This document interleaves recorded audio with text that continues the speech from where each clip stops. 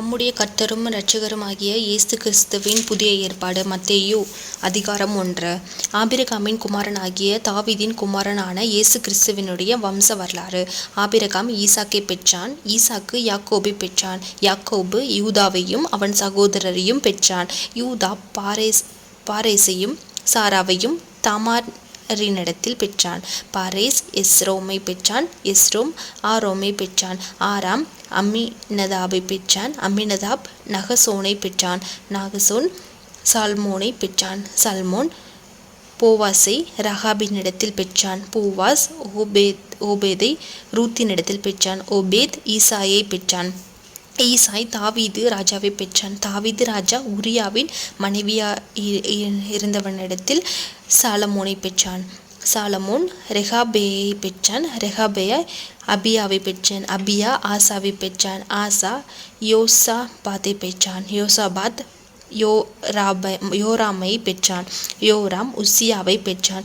உசியா யோதாமை பெற்றான். யோதாம் ஆகாஸை பெற்றான். ஆகாஸ் எசேக்கியாவை பெற்றான். எசேக்கியா மனுசேயை பெற்றான். மனுசே ஆமோனை பெற்றான். ஆமோன் யோசியாவை பெற்றான். பாபிலோனுக்கு சிறைப்பட்டு போகும் காலத்தில் யோசியா யோகானியவையும் அவனுடைய சகோதரரையும் பெற்றான். பாபிலோனுக்கு சிறைப்பட்டு போன பின்பு யோகானியா சாலோத்தியேலை பெற்றான். சாலோத்தியேல் சொரபாபேலை பெற்றான். சொரபாபேல் அபியூதை பெற்றான். அபியூத் எலியாக்கீமை பெற்றான். எலியாக்கீம் ஆசோரை பெற்றான். ஆசோர் சாதோக்கை பெற்றான். சாதோக்கு ஆகியாமை பெற்றான். ஆகிம் எலியூத்தை பெற்றான். எலியூத் எலையாசரை பெற்றான். எலையாசர் மாத்தானை பெற்றான். மாத்தான் யாக்கோபை பெற்றான். யாக்கோபு மரியாளுடைய புருஷனாகிய யோசேப்பை பெற்றான்.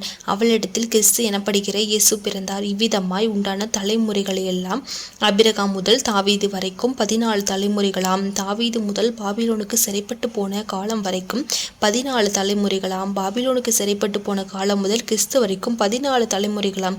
இயேசு கிறிஸ்துவனுடைய ஜனனத்தின் விவரமாவது, அவருடைய தாயாகிய மரியாள் யோசேப்புக்கு நியமிக்கப்பட்டிருக்கையில் அவர்கள் கூடி வரும் முன்னே அவள் பரிசுத்த ஆவியானாலே கர்ப்பவதியானாள் என்று காணப்பட்டது. அவள் புருஷனாகிய யோசேப்பு நீதிமானாயிருந்து அவளை அவமானப்படுத்த மனதில்லாமல் இரகசியமாய் அவளை தள்ளிவிட யோசனையாயிருந்தான்.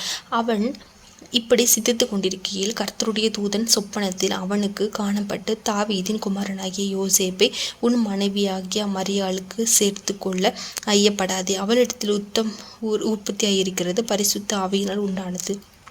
அவள் ஒரு குமாரனை பெறுவாள். அவர்களுக்கு இயேசு என்று பெயரிடுவாராக. ஏனெனில் அவர் தமது ஜனங்களின் பாவங்களை நீக்கி அவர்களை இரட்சிப்பார் என்றான். தீர்க்க தரிசிகளின் மூலமாய் கர்த்தராலே உரைக்கப்பட்டது நிறைவேறும்படி இப்படியெல்லாம் நடந்தது.